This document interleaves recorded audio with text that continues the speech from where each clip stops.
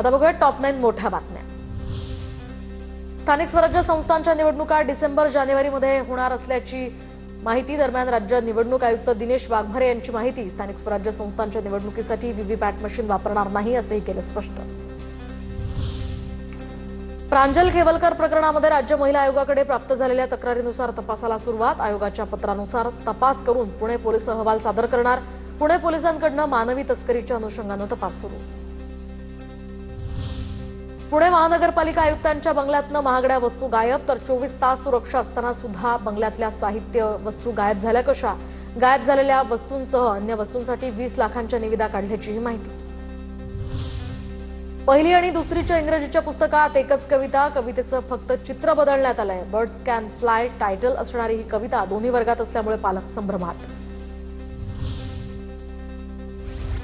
5 ज्योतिर्लिंगांचा विकास करण्यासाठी 5 वरिष्ठ आयएएस अधिकाऱ्यांची नियुक्ती। मुख्यमंत्री फडणवीसांचा मोठा निर्णय। राज्याच्या इतिहासात प्रथमच असा निर्णय घेण्यात आला।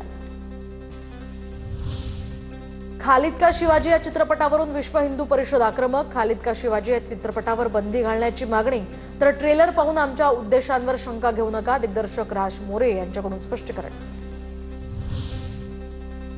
कोथरूडमधील तरुणींना शिवीगाळ आणि मारहाण केल्याच्या प्रकरणी महत्त्वाचे अपडेट। ससून रुग्णालयाचा पीडित तरुणींच्या तपासणीचा हा अहवाल पुणे पोलिसांना सादर।